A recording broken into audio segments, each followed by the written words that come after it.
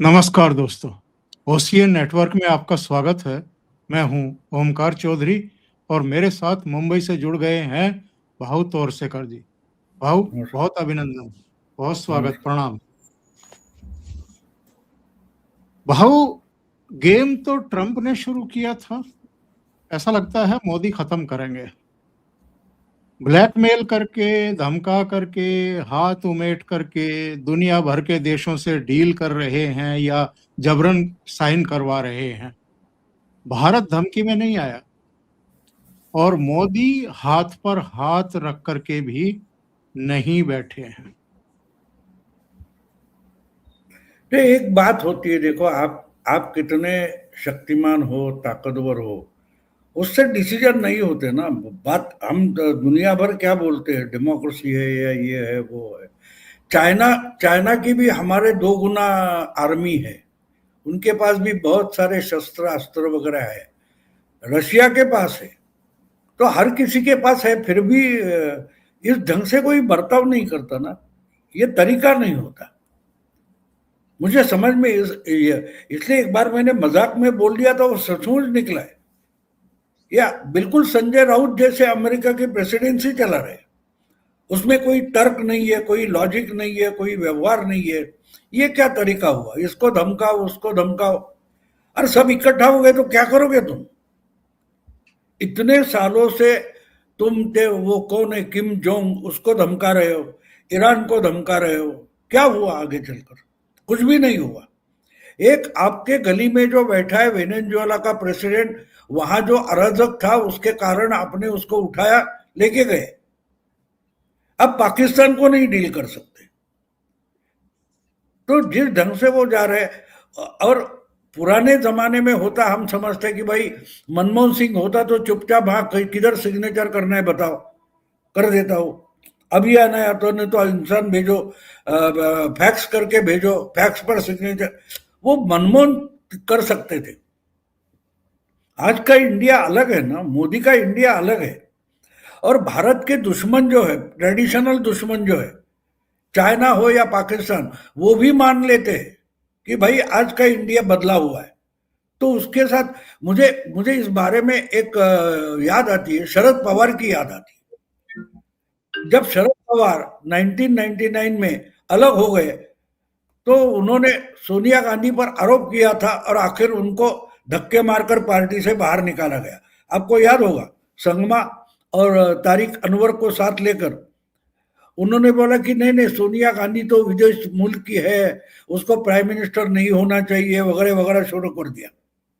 तो मुझे इतना अजीब लगा इंसान का दिमाग। मुझे याद है, मैं उस एक पेपर में काम करता था, तो वो खबर में देख रहा था, जब वाजपेयी पर एक वोट से अगर हार गए थे, आपको याद होगा, तो बाहर आके पार्लियामेंट हाउस के बाहर पायदान पे खड़ा होकर उन्होंने बोला था कि अब सोनिया जी के नेतृत्व, उस वक्त उनको हिंदी तक नहीं अच्छी आती थी, मेरे जैसी बिगड़ी हिंदी बात करते थे, बोले अब सोनिया जी की नेतृत्व में पर्यायी सरकार बनाएंगे। उसी वक्त मैंने बोला था, और मेरे जो सहायक थे, छोटे बच्चे वगैरह थे, नए पत्रकार थे, मैंने बोला इसने गोबर खा लिया। तो बोले क्यों? अरे बोले, मैंने कहा कि अगर अल्टरनेटिव गवर्नमेंट बनेगी तो मुलायम शरद पवार का नाम आगे लाने वाला है, और ये खुद सोनिया का नाम ले रहा है। एक तो एक अजीब बात थी।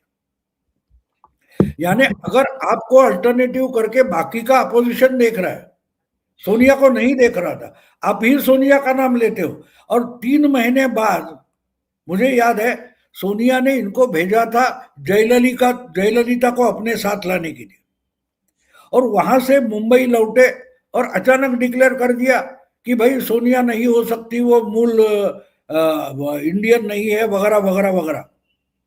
मेरी समझ में नहीं आया, जब नरसिंह राव जैसा दुबला कांग्रेस प्रेसिडेंट था, जब सीताराम केसरी जैसा अधमरा कांग्रेस प्रेसिडेंट था, उसके खिलाफ आपने बगावत नहीं की। वो पॉसिबल था। वो कोई तगड़े लीडर नहीं थे जिनको कांग्रेस की ऑर्गेनाइजेशन में कोई दब के रहने वाले थे, ऐसी बिल्कुल बात नहीं थी। ना केसरी थे, ना नरसिंह राव थे। उनके साथ चुपचाप एग्रीमेंट करते रहे, कॉम्प्रोमाइज करते रहे, और जब खुद गांधी खानदान से कोई अध्यक्ष बनकर बैठा है, आपने ही उसको लाया है, तो उसके सामने क्या हवा निकाल रहे हो तुम? तो मुझे आज बिल्कुल उस शरद पवार की याद आ रही है कि जिन्होंने बड़ी भारी गलती कर दी सोनिया पर आरोप करके। तो आपको याद होगा सोनिया ने फटाक से रिजाइन किया था, फिर बाकी के ये लोग सब भाग दौड़ कर गए थे, गुलाम नबी आजाद हो या बाकी लोग सब गए थे, और सोनिया के हाथ पांव पकड़कर उनको लाया था, और पहली मीटिंग हो गई तो उसमें शरद पवार और तारिक अनवर को पार्टी से निकाल दिया था। तो समझ में नहीं आता, जहां आपकी ताकत नहीं है वहां आप क्यों लड़ना चाहते हो? क्या जरूरत है? ये बंदी मुट्ठी है, कांग्रेस अमेरिका सुपर पावर है, ये बंदी मुट्ठी है, आपने खोलने की क्या जरूरत थी? मेरी समझ में नहीं आया। जो बातें पॉलिटिकली और डिप्लोमेटिकली हो सकती है, उसके लिए हर बार आप तलवार निकालोगे तो कुछ नहीं होगा। तो बिल्कुल यही हालत ट्रंप की हो गई है, और उनको एक तक मालूम नहीं है कि मोदी जितना पॉलिटिशियन है उससे भी ज्यादा बड़ा डिप्लोमेट है, जिसने पिछले 10 साल में दुनिया की पूरा सत्ता का संतुलन पलटी करके रखा है, और उसके पास मेजोरिटी तीसरी चुनाव के बाद नहीं है, फिर भी जिस ढंग से, जिस लहजे में मोदी काम कर रहे हैं, उसके सामने तो ऐसी बात करने की जरूरत नहीं थी। और मुझे वो भी याद है कि प्रेसिडेंट बनने के बाद 2 महीने 3 महीने हो गए थे, और किसी ने पूछा कि ग्लोबल साउथ का क्या होगा, तो यही ट्रंप ने बताया था, मुझे उसकी चिंता नहीं, मोदी माय फ्रेंड, वो सब देख लेगा। तो अचानक ये क्या हो गया? अचानक क्या? तो इसको पागलपन बोलते। जैसे अचानक चुनाव के नतीजे आने के बाद संजय राउत कुछ बोलता है कि नहीं नहीं चीफ मिनिस्टर हमको चाहिए, और उद्धव ठाकरे गलती कर बैठते, और आज उद्धव ठाकरे की हालत देखो। तो और 4 साल के बाद, 3 साल के बाद ट्रंप कहा किसी कूड़ेदान में पड़ा होगा, किसको पता नहीं होगा। 1 साल तो उसका खत्म हो चुका है, और अचीव तो कुछ भी नहीं किया है। डॉलर गिरता जा रहा है, ब्रिक्स का एक एक देश मिलकर डॉलर अपने पास जो है या डॉलर के बॉन्ड है वो बेच रहा है, सोने का बैकिंग नहीं रहा है। बिल्कुल। तो ये लॉजिक से परे मेरा दिमाग नहीं चलता। यानी कोई भी अगर छोटा सा मच्छर हो, वो भी अपने को कैसे बचाए, मैं काटूंगा तो मुझे मारा जाएगा, ये मच्छर जानता है, तो उसके पास वो चालाकी होती है, मारने को जाओ निकल जाता है। तो इतना तगड़ा देश का जो प्रेसिडेंट है, ये गलतियां क्यों कर रहा है, मेरी समझ के परे है। भाव पुतिन दिल्ली होकर के गए हैं, रूस के साथ कई समझौते हुए हैं भारत के। यूरोपियन यूनियन की टॉप लीडरशिप गणतंत्र दिवस में मुख्य अतिथि रही, और आज एफटीए पे साइन भी हुआ। इसको अब तक का सबसे बड़ा एफटीए साइन ट्रेड डील माना जा रहा है। करीब करीब 200 करोड़ जनता, 45 करोड़ यूरोप के इन 27 देशों में, और अगर हम नॉर्वे, स्विट्जरलैंड और ब्रिटेन की भी मिला लें तो सीधा 200 करोड़ बैठता है। 200 करोड़ पब्लिक के लिए एफटीए हुआ है। इसके अलावा अगर हम देखें तो ब्रिटेन के साथ अलग से हो चुका है, स्विट्जरलैंड के साथ हो चुका है, नॉर्वे के साथ भी हो चुका है। अब तक 19 देशों के साथ भारत एफटीए साइन कर चुका है जब से डोनाल्ड ट्रंप ने पंगा लिया है। तो ट्रंप ने बर्र के हाथ में छत्ते में हाथ डाला है एक तरीके से। बिल्कुल।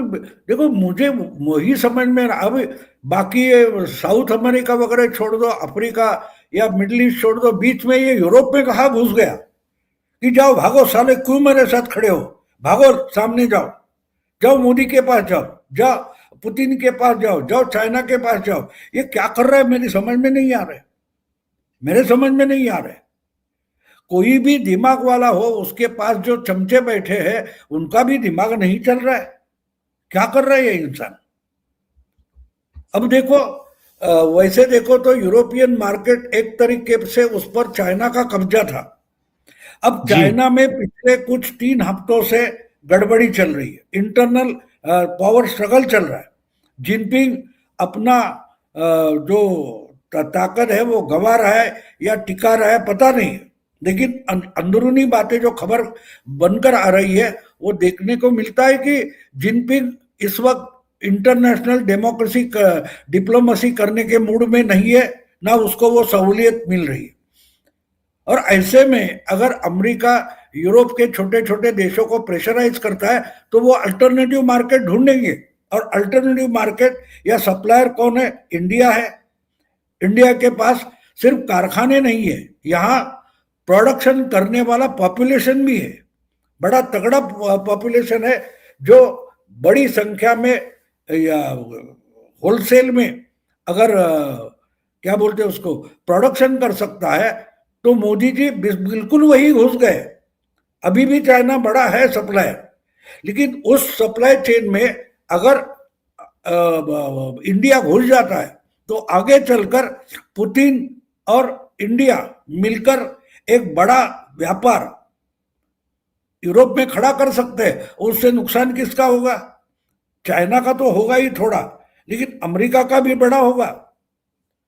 तो इसलिए समझ से परे है कि ये क्या कर रहे हैं, समझ से परे। एक देखो लड़ाई में जो मैं बार बार उसको कोट करता हूं, सन सू करके जो चाइनीज वॉर गेम वाला बड़ा दिमाग वाला इंसान है, उसका जो किताब है उसमें कोट है, मैंने बार बार बोलता हूं कि जो जीतने वाला होता है जंग, वो पहले जंग जीत जाता है और फिर जंग में कूद जाता है, और हारने वाला वो होता है वो पहले जंग में कूद जाता है और बाद में सोचता है कि ये जंग में जीतूंगा कैसे। तो मुझे ट्रम्प बिल्कुल ऐसे जंग में फंसते जा रहे हैं ऐसा मुझे लगता है, क्योंकि अचानक हम सुनते कि कुछ हो गया, फिर जेलेंस्की को बोलेगा कि चल तू अभी सीज फायर कर ले, नहीं होता। फिर ऑपरेशन सिंदूर होता है, बोलता है मैंने सीज फायर कर लिया। फिर इजराइल और जो गाजा का मामला था, मैंने सीज फायर किया, अभी तक एक एक बात सच नहीं साबित हुई। तो ये बकवास करके बकैती करके हासिल क्या कर रहा है ये समझ में नहीं आ रहा। एक बात, और उसकी चर्चा तक नहीं हुई। उसने वेनेजुएला का जो प्रेसिडेंट था उसको उठाकर लेके गए, मैं मानता हूं वो ट्रम्प की बड़ी अचीवमेंट है, लेकिन इसके लिए ट्रम्प अकेला नहीं था। वहां की पब्लिक रास्ते पर उतरी थी, प्रेसिडेंट के खिलाफ थी। प्रेसिडेंट यानी गवर्नमेंट के खिलाफ अगर बड़ा पॉपुलेशन है तो वहां बाहर की कोई अमेरिका जैसी आर्मी मिलिट्री की ताकत उतर जाती है तो वहां का प्रेसिडेंट हारेगा। उसको उन्होंने नहीं हराया, परिस्थिति ने हराया और उसकी गलतियों ने हराया। लेकिन वही वेनेजुएला का मदुरो का मामला छोड़कर एक जगह ऐसी देखा, एक साल भर में जो जो कुछ ट्रंप ने किया है वो सिर्फ गलतियां की, तो उसका फायदा उठाना ही तो डिप्लोमेसी होती है। मोदी जी अगर यूरोप में घुसकर ये फायदा उठाकर अलग अलग एग्रीमेंट कर रहे हैं, डील कर रहे हैं, वैसे तो हमने देखा सऊदी में हुआ, यूएई में हुआ, रूस के साथ हुआ है, छोटे मोटे तो होते रहते। इवन चाइना भी भारत के लिए रास्ते खोल रहा है। इसका मतलब क्या है? मतलब सीधा है कि ट्रंप जो गलती कर रहा है उस गलती का फायदा इंडिया उठा रहा है, मोदी जी उठा रहे। बिल्कुल सही बात आप कह रहे हैं भाऊ, लेकिन ये एक बहुत बड़ा अचीवमेंट है भाऊ, क्योंकि यूरोपियन यूनियन और उसी के हिस्से के नाटो देश, ये सब तो एक तरीके से अमेरिका के ही रहमो करम पर चलते रहे हैं, वहीं से दिशा देश प्राप्त करते रहे हैं, वो एक दूसरे को कॉम्प्लीमेंट करते रहे हैं। ये नौबत कैसे आ गई कि अब यूरोपियन यूनियन का भी, नाटो देशों का भी अमेरिका के साथ टसल भी चल रहा है और मोहभंग भी हो रहा है। नहीं, जहां तक अमेरिका इनको सब्सिडाइज करता था तब तक अमेरिका और नाटो ठीक था। ट्रंप आने के बाद ट्रंप बोला नाटो का आपका हिस्सा भी आप उठाओ, हमेशा हम सब्सिडी पर आपको नहीं जिंदा रखेंगे। तो उनके लिए अमेरिका फायदे का सौदा नहीं रहा, तो उनको भी अल्टरनेटिव ढूंढने पड़ेंगे। और आपके लिए यानी अमेरिका के लिए, अमेरिका जो जियो पॉलिटिक्स खेल रहा है उसमें आपके लिए हम रूस के दुश्मन बने, लेकिन रूस की एनर्जी पर, फ्यूल पर ही पूरा यूरोप निर्भर भी है। तो वो क्या करेंगे? आप सब्सिडाइज भी नहीं करेंगे और बोलेंगे चुपचाप हमारे लाइन में खड़े हो जाओ। तो क्यों खड़े होगे भाई, क्यों खड़े होगे? आपने ईरान पर हमला किया, आपने अफगानिस्तान पर हमला किया, तो यूके आपके साथ रहा है, लेकिन नाटो के कारण रहा है। बाकी जो छोटे मोटे नाटो के देश है वो भी अमेरिका के साथ इराक हो, अफगानिस्तान हो या सीरिया हो जाते रहे, लेकिन उसका कारण सब्सिडी था।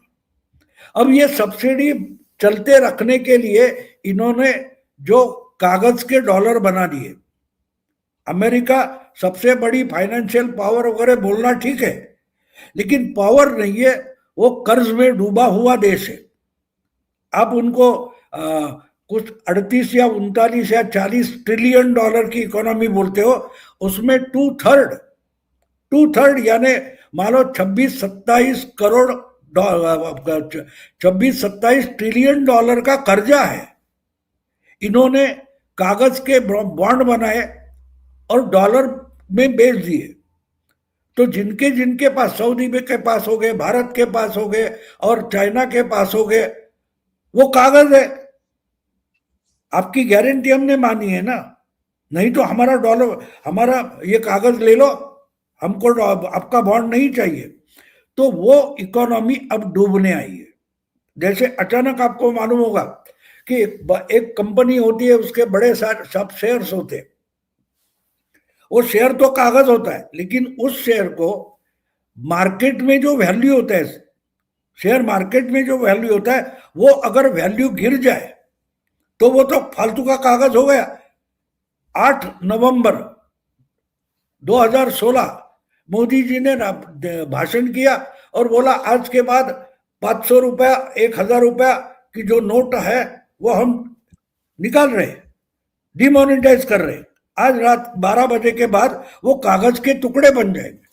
तो एक तरीके से जो आज तक पिछले 15-20 साल में अमेरिका ने एक झूठी इकोनॉमी खड़ी की थी, बॉन्ड डॉलर की, वो अब संकट में आई है। और वहां से निकले कैसे? इसलिए ठीक है भाई, इनकी सब्सिडी बंद कर दो, वेनेजुएला का पेट्रोल उठाने की या ऑयल उठाने की दादागिरी करो, अलग अलग तरीके से। यानी जो आपको बिल्कुल सिंपल करना है, तो नीरव मोदी को मोदी सरकार ने कभी लोन नहीं दिया था। विजय मल्ल्या को मोदी सरकार ने कभी भी लोन नहीं दिया। पेट्रोल की कीमतें कंट्रोल में रखने के लिए जो ऑयल कंपनियों को भारत सरकार ने बॉन्ड लिख के दिए थे, वो सब किसके सर पर आ गया? मोदी के सर पर आ गया। तो आज जो कांग्रेस वाले चिल्ला चिल्ला कर बोलते हैं कि हमारे समय में तो पेट्रोल 60 रुपया था, 55 रुपया था। अरे बॉन्ड लिखे थे ना तुमने, वो बॉन्ड तुम्हारे चाचा आकर, मनमोहन चाचा स्वर्ग से निकलकर आकर उसका भुगतान करेंगे। वो तो आज सरकार चलाएगा, उसके सर पर है। तो ओबामा हो या बाइडेन हो या उसके पहले के लोग हो, उन्होंने जो डॉलर बॉन्ड बनाए, उस सबका बोझ अब ट्रम्प के सर पर आया। और एक तरीके से वो बोझ है, और इसमें ये बीच में अपना बिटकॉइन का नाटक भी कर रहा है। बिल्कुल। तो ये सब मामले उनके सर पर आकर मंडरा रहे हैं, और इससे निकलने की जितनी कोशिश कर रहा है ट्रम्प, उतना वो उसमें फंसते जा रहा है। दूसरा कुछ नहीं है। जो मैं बोलता हूं ना, हमेशा एक उदाहरण में देता हूं, मकड़ी का जो जाल होता है उसमें कोई कीटक या कीड़ा फंस जाता है, तो वो जितने निकलने की कोशिश करेगा उतना और चिपकता और फंसता जाता है। ट्रम्प की हालत बिल्कुल वैसी है, बिल्कुल वैसी है। अब ये तो लोगों को कोई गाजर दिखाना पड़ता है कि भाई नहीं, कुछ सब कुछ ठीक हो रहा है, देखो बहुत जल्दी हम वेनेजुएला को हमारे साथ मिला लेंगे, ग्रीनलैंड का कब्जा कर लेंगे, आइसलैंड का कब्जा कर लेंगे। तो जो ऐसी झूठी बातें सुनकर खुश होना चाहते, उनको तो कम से कम समझाया जा सकता है, रोका जा सकता है, बाकी आहिस्ता आहिस्ता ये सब नाटक है वो नंगा होते जाएगा और कुछ नहीं। भाऊ अभी ज्यादा समय नहीं हुआ है, फ्रांस के राष्ट्रपति मैक्रो ने एक बयान दिया था कि ट्रंप से और आज के इस समय के अमेरिका से कैसे निपटा जाए या कैसे इसको डील किया जाए, इसका सबसे उत्तम तरीका रास्ता प्रधानमंत्री नरेंद्र मोदी ने अपनाया है। अभी मैं खबरें देख रहा था, कनाडा के प्रधानमंत्री मोदी जी से मिलने के लिए दिल्ली आ रहे हैं, फ्रांस के राष्ट्रपति फरवरी में आ रहे हैं मैक्रो, और ब्राजील के राष्ट्रपति लूला भी फरवरी में ही दिल्ली की यात्रा करने वाले हैं। कनाडा, फ्रांस और ब्राजील के राष्ट्रपति और प्रधानमंत्री। क्या है कि वॉशिंगटन के बजाय अब सबका डेस्टिनेशन, सबकी निगाहें नई दिल्ली पर टिक गई हैं, नई दिल्ली से उम्मीदें हैं। और आज अगर यूरोपियन यूनियन के दोनों लीडर्स के हम भाषण सुने तो उर्सुला ने कहा कि जो भारत की सफलता है इसमें पूरी दुनिया की समृद्धि, सिक्योरिटी और रोजगारों के अवसर निहित हैं। ये बहुत बड़ा बयान है भाऊ। वाइब्रेंट गुजरात, वाइब्रेंट इंडिया और वाइब्रेंट अर्थ, समझे? मोदी उसी राह पर चल पड़े जहां उन्होंने गुजरात में शुरुआत की थी, बस वही राह उन्होंने छोड़ी नहीं है। लोगों में पुरुषार्थ जगाओ, आत्मनिर्भरता, यही रास्ता है। ये दुनिया को बताया था। देखो अभी अभी ये यूरोपियन यूनियन की उर्सुला बोल रही है, लेकिन 2 साल पहले से ही आधा अफ्रीका तो यही बोल रहा है। जब G20 की अध्यक्षता मोदी के पास थी, उन्होंने डिक्लेयर कर दिया अफ्रीकन यूनियन को मैं ब्रिक्स का मेंबर करके ले रहा हूं। याद होगा आपको, G20 का मेंबर करके लिया।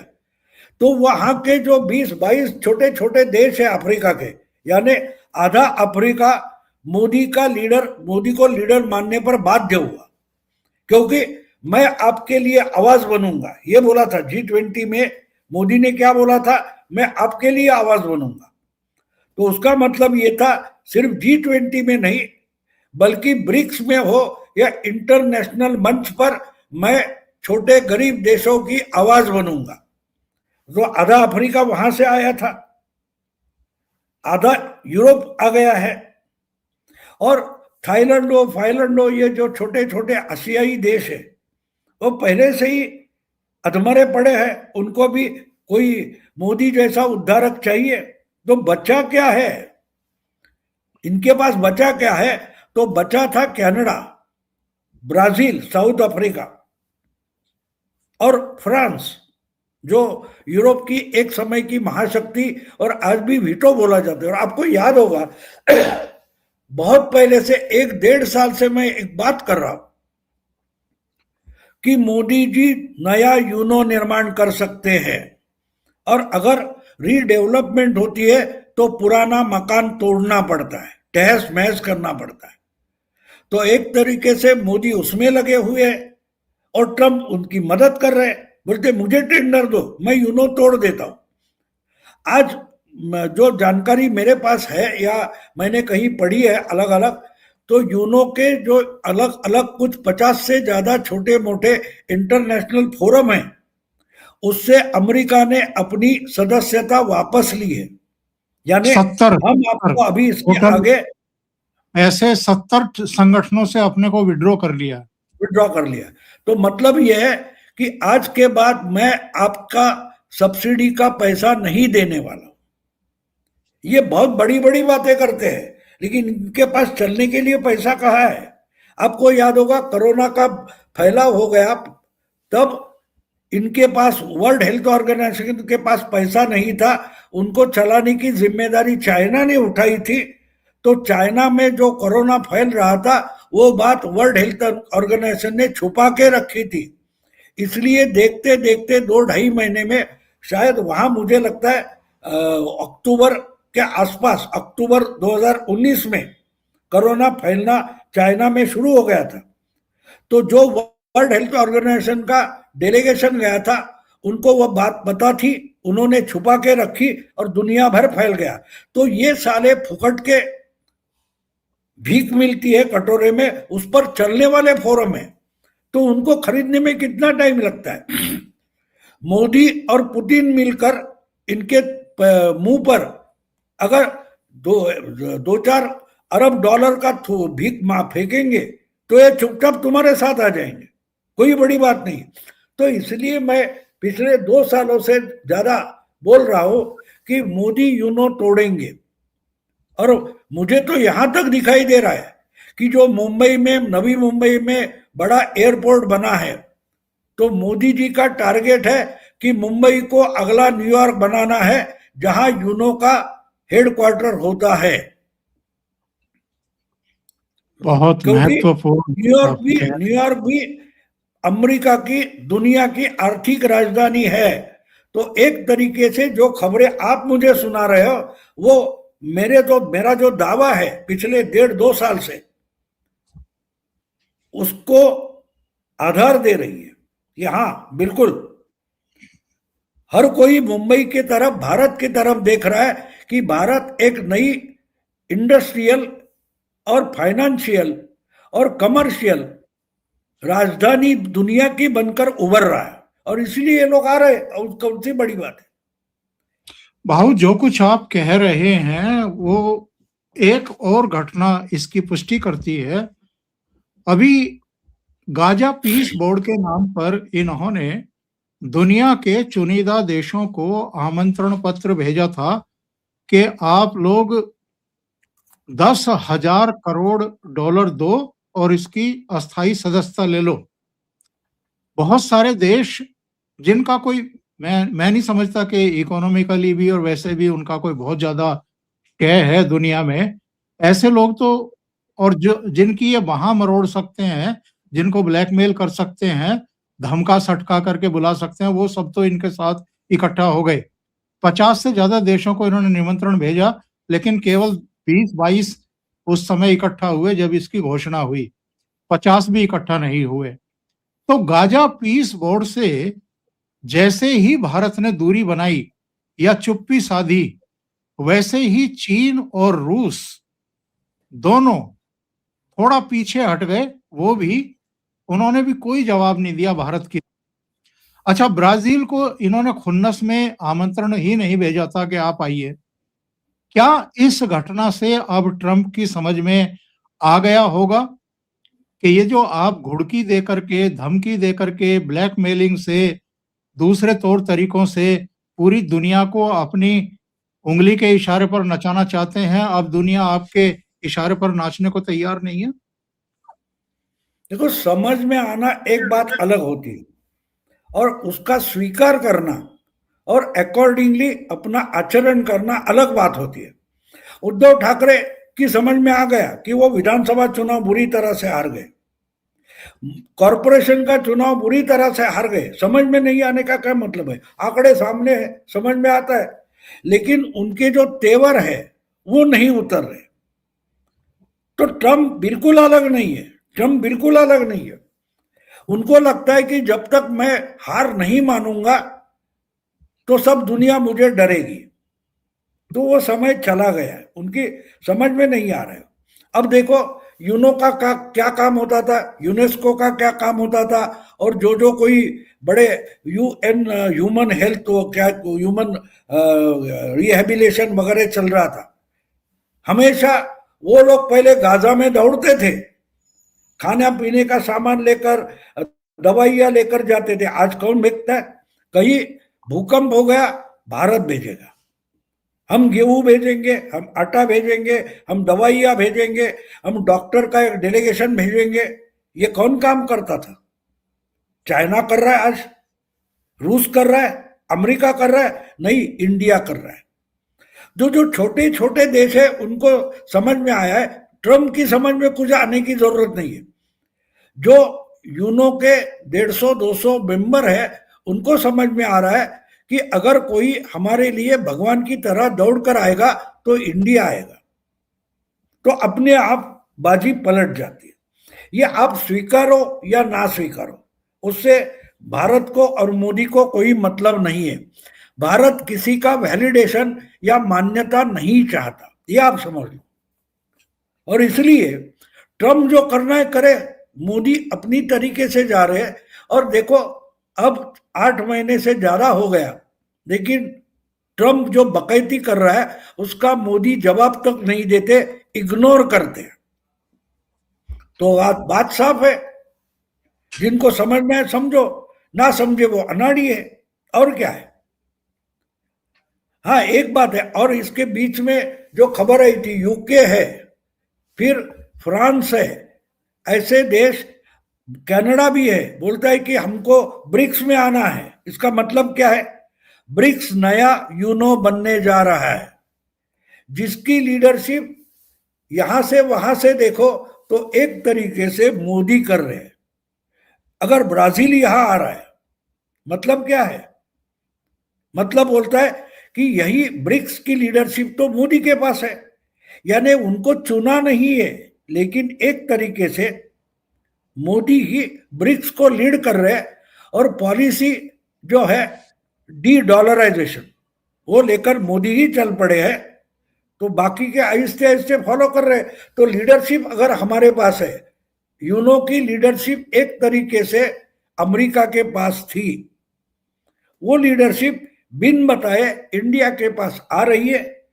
बाकी के लाइन में खड़े हो जाएंगे, उसमें कोई बड़ी बात नहीं है, बड़ी बात नहीं है। अभी अभी एक सीनेटर का ऑडियो लीक हुआ है, जिसमें राष्ट्रपति ट्रंप के साथ हुई उनकी बातचीत के बारे में चर्चा है।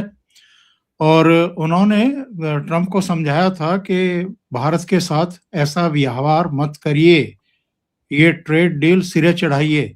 उसमें दावा किया गया है कि एक तो इनके आर्थिक सलाहकार, एक इनके वित्त मंत्री और एक खुद डोनाल्ड ट्रंप, ये तीनों और उपराष्ट्रपति वेंस, ये ही सबसे बड़ा रोड़ा बन गए हैं भारत के साथ ट्रेड डील में।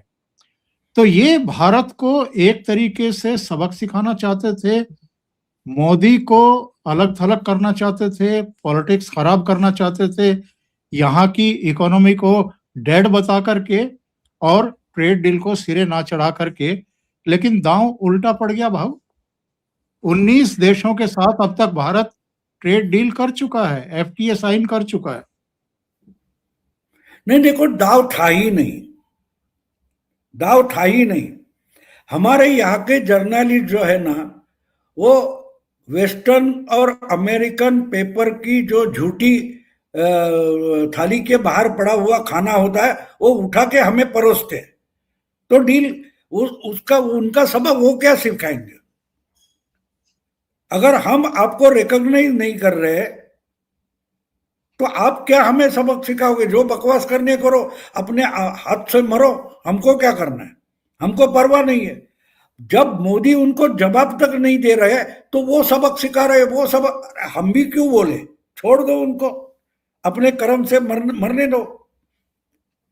एक भी तरीका जयशंकर हो या मोदी हो, अगर उनको जवाब नहीं दे रहे तो ये खबरें हम पढ़ना ही बंद कर दे तो अच्छा है। कि क्यों ये हमको उकसाने की कोशिश है, उससे ज्यादा कुछ नहीं है। उनको भी मालूम है हम नहीं जा सकते, देखते कहां तक जाते हैं। और मोदी भी इंतजार में बैठे, जाओ और डूबो, और डूबो, और डूबो, ये मोदी का जवाब है। और हमको जो करना है हम कर रहे। आप नहीं कहा 19 देशों के साथ डील कर दिया, रूस के साथ किया, इसके तो हमारा तो काम चल रहा है, हमारा कुछ भी बिगड़ा नहीं है। भाऊ बहुत बहुत धन्यवाद इतना समय देने के लिए, समय निकालने के लिए। बहुत महत्वपूर्ण चर्चा आपसे के साथ हुई है और दर्शकों को भी अच्छी लगी होगी। अगर आपको ये चर्चा अच्छी लगी है तो लाइक का बटन दबाएं, ये वीडियो साझा करें अपने मित्रों के साथ ग्रुप्स में। इसके अलावा चैनल आपने सब्सक्राइब नहीं किया है तो जरूर कर लें, साथ में लगे बेल आइकॉन को दबा दें, उसमें भी ऑल वाला बटन दबाएं, ताकि सभी नोटिफिकेशन आने वाले वीडियो के आपको जरूर मिल जाएं। भाऊ के 2 चैनल हैं, मराठी में प्रतिपक्ष, हिंदी में प्रतिवाद। तो दोनों को सब्सक्राइब करें और उनको सहयोग करें। Thank you so much. नमस्कार।